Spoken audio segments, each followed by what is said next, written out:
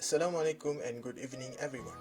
Today we would like to share about poverty, the current situation in Malaysia. Poverty alleviation is one of the main objectives of the development policy in Malaysia. Thus, it is desirable to know the exact extent of poverty as well as to know whether measures taken to reduce poverty really have an impact. Poverty measurement in Malaysia has begun as early as 1965 with a study to determine the poor people in rural area, which was conducted by Professor Unku Abdul Aziz. Basically, there are three approaches to measure the poverty, which are absolute poverty, relative poverty, and multidimensional poverty index (MPI). Absolute poverty is a situation in which household income is insufficient to meet basic needs of food, shelter, and clothing. Relative poverty takes into account the circumstances in which household incomes are in some cases below half of the median household income. Multidimensional Poverty Index (MPI) is a versatile measurement method that can be customized with a wide selection of indicators, cut-offs, and weights as to per use and their requirements. For today's presentation, we will focus only on absolute poverty approach.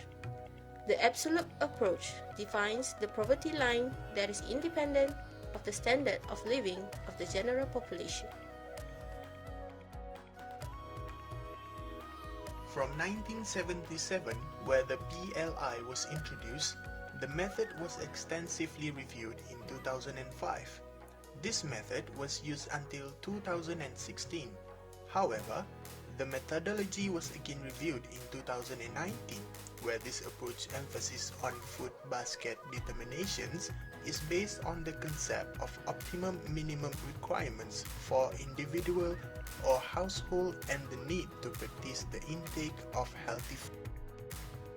The non-food PLI of 2019 takes into account not only the minimum quantity item required, but also takes into consideration the quality aspect of the items such as clothing and footwear, housing, water, electricity, gas and other fuels, home appliances, health and transportation, communication, recreation and cultures, education, and others goods and services. The selection of non-food item is based on Ravallion's 1998 approach, which suggests the selection of items made in low-income household. Therefore, the selection of non-food items was made based on the B20 household group. A total of 146 non-food items were selected as compared to 106 items in the 2005 method. The key difference in methodology 2019 is in terms of individual nutrient intake. It varies among individuals and is based on individual calorie requirements, physical activity level (PAL), as well as individual age.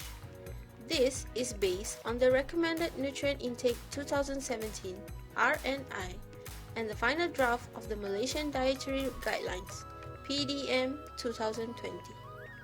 The individual calories are then converted to total servings according to a group of food in the PDM 2020. The selection of food items is based on the spending pattern of B20 households in the HES 2019 data and the Malaysian Adult Nutrient Survey MANS 2014.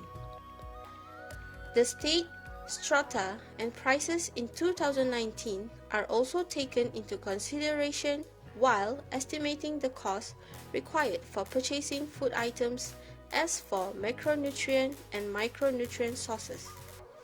For example, the total calories requirement for 3.9% household size is 7,820 kilocalories in 2019 as compared to 6,474 kilocalories for 4.1 family sizes in 2016. Different calorie requirements for different households resulted in different food PLI for each of the households. Therefore, each household will have its own food PLI. In general, the average value of food PLI at the national level in 2019 is 1,100. In 2019, there are 7.3 million households in Malaysia, where 5.8 million households is in urban area and 1.5 million households is in rural area. Based on 2019 PLI, 5.6% or 405.4 thousand of Malaysian households are poor. Rural area recorded higher percentage of poverty, which is 12.4% compared to urban area, which is 3.8%. However, in terms of number of poor households, urban area recorded higher number, which is 223.3 thousand households compared to rural area 182.1 thousand. Poor households with the head of household age between 45 to 54 years had the highest percentage of poverty with 29.4%, followed by 35 to 44 years age group, which is 27.9%, and between 55 to 64 years, 15.8%.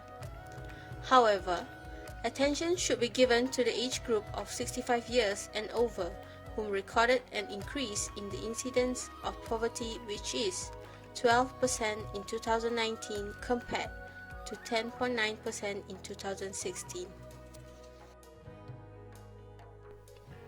The largest composition of poor households in Malaysia is 43.8%, which is households led by those working in the private sector.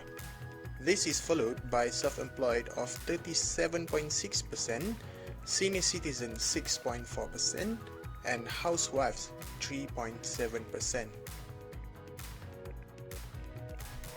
Poverty measurement is an important factor to ensure that all poverty eradication policies and programs can be carried out successfully. Poverty eradication programs should emphasize more details for urban poverty and vulnerable groups such as senior citizens, self-employed workers, and households working in the private sector.